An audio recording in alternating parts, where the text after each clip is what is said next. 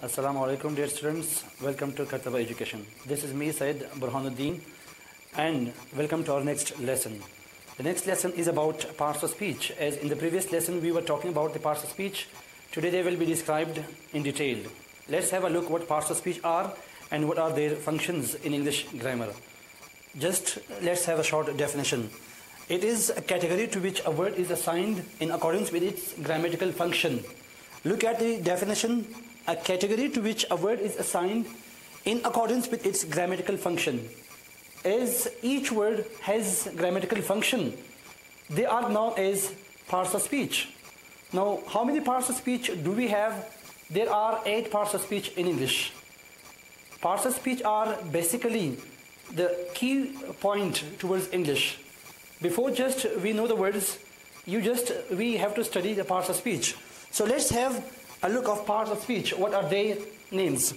The first one is noun, pronoun, verb, adjective, adverb, preposition, conjunction, and interjection. There are 8 parts of speech.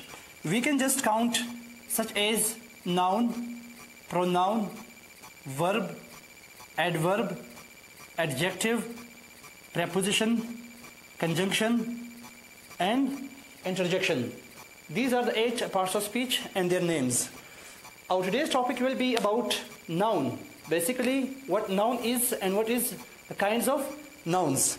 So let's get started. Noun is the name of a person, place, thing, or an idea. Anything has a name.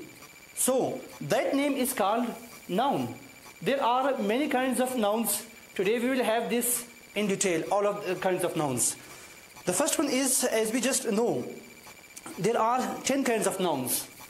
What are those 10 kinds of nouns and what are their functions basically and what are their exact names? The first one is, as we know it, a common noun. What is common noun? Naming people, places or things that are not specific.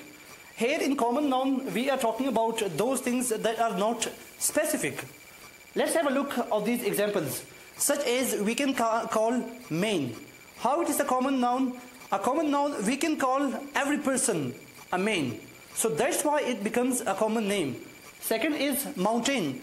Every mountain that we can call as a common name. Specifically it has a name, but generally we can call it as a mountain. All the mountains, they are known as mountains.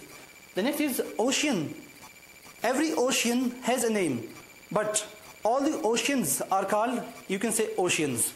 So that are not, you can say, specific. Next is country. There are many countries in the world. We can call all of them with one name, that is country. So it means this name is common for every country. The next is building. There are many buildings in the world. As we have the Eiffel Star and we have the Burj Al Khalifa buildings, they then come as a specific names, but all the buildings, they are generally known as building. Next is car. There are many cars and many types of cars we know, but specifically all the cars, they are called, you can say, cars. Next is airline. There are many airlines, but we can call all of them as airlines. So let's have an example, one of them in a sentence. Let me use one of them in a sentence, such as, he is a good man. Now see, I am talking about he is a good man. A man is a common noun. We can call every person a man. So that's why we call it as a common name. Let's move towards its opposite one, that is the proper noun. What is the proper noun and what is its function? Naming specific people, things, or places. If we just look at the common one, here we were talking about the things that are not specific. But here in the second one, we are talking about those things that are specific. That can be, we can call, that can be people, that can be things, and that can be places. For this all, we can use proper nouns. Let's have a look at the proper nouns, such as Imran. Imran is a proper noun. Here we were talking about man. Now, man is a common noun. To have its proper noun, that is Imran. Next is Atlantic Ocean. As we were talking about the oceans, But here we are talking about the Atlantic Ocean. If you ask me that, okay, which ocean are you talking about? So the simple answer to this is Atlantic Ocean. So it became a proper noun. Last one is America. As I told you, okay, there are many countries in the world and they are generally known as countries. But to have a specific one, a specific name for a country, now all the country names, they are proper nouns. And all the months names, as we have 12 months in a year, they are proper nouns. Each month has a specific name. January cannot take the name of December. So that's why they are specific nouns, right? And we can call them as a proper nouns. And America, now with this name, we don't have another country in the world. Only except America, there isn't another country that contains the same name. Pakistan is there, right? Pakistan is also, you can say, a proper noun. Do we have another country with this name? Not at all. So that's why it becomes a proper noun. Let's have an example.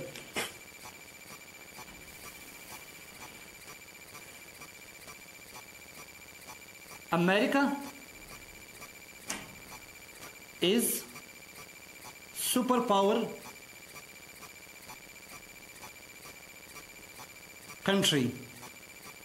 Now see, America is a superpower country, right? Here we are talking about the America.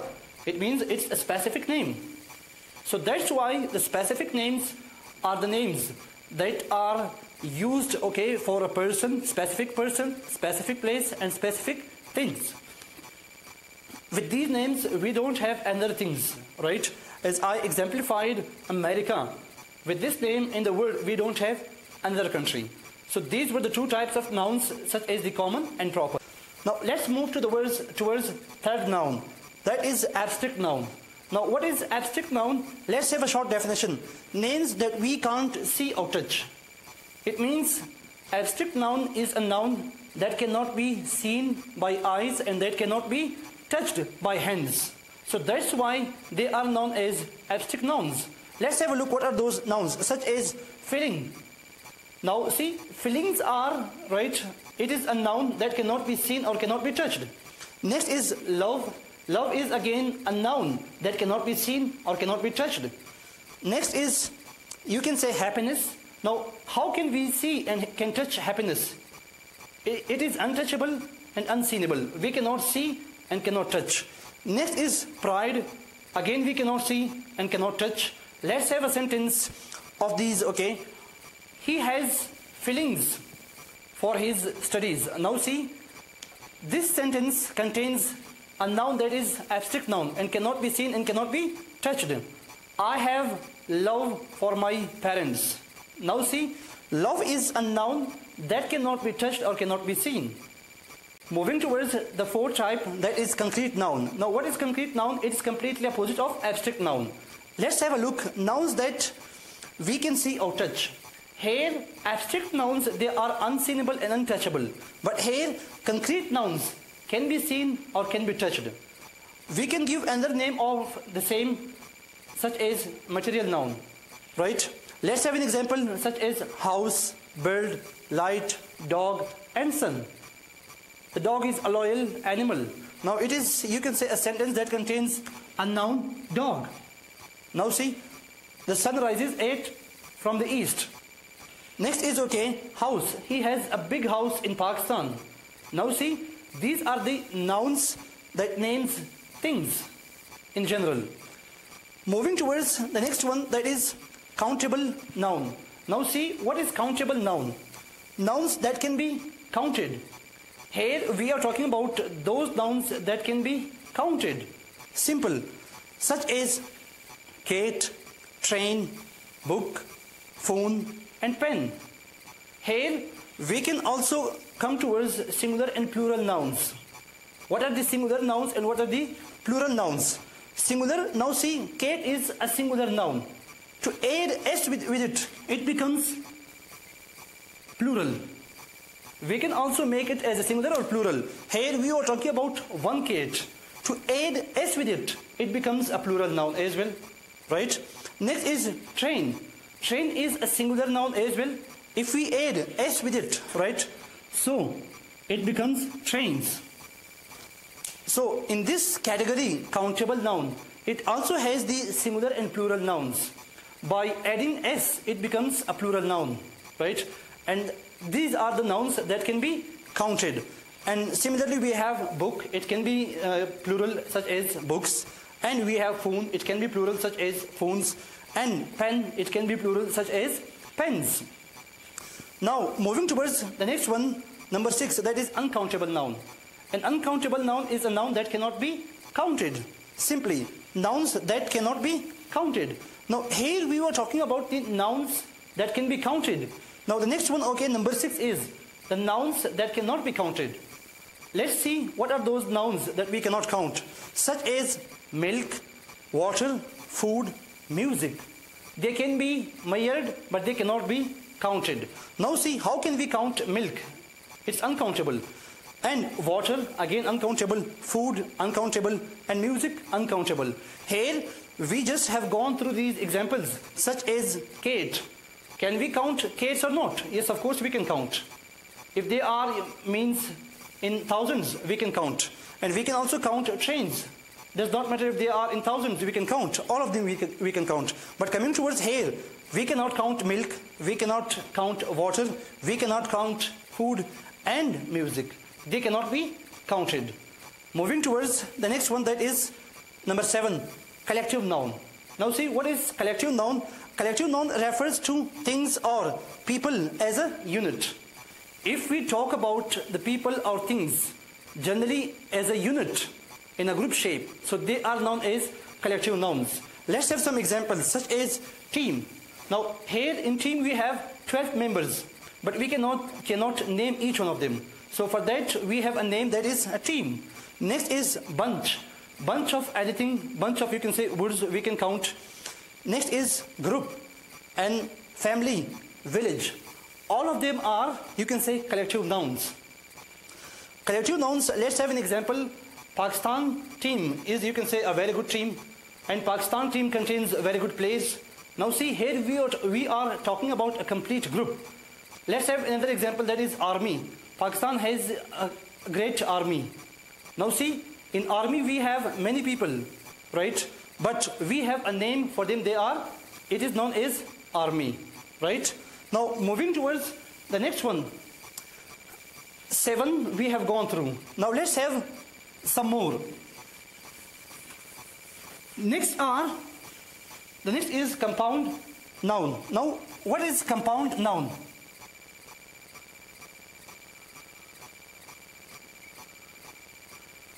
We will have a short definition of compound noun. What is the basic, you can say, function, and what is its definition? Compound noun. A noun, or if we can say, okay, the two names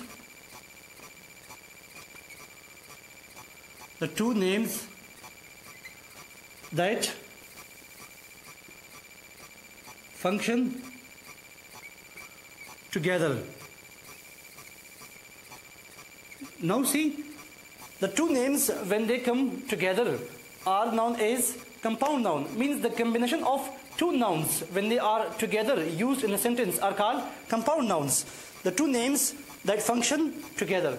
How? Like, we will have some examples, such as eyeglasses. Now see, it is a compound noun. The two nouns are used together. What are the two nouns? Such as eye and glasses is a compound noun. Let's have another example. Toothbrush. Now see, the two nouns, they are combined, such as tooth and brush.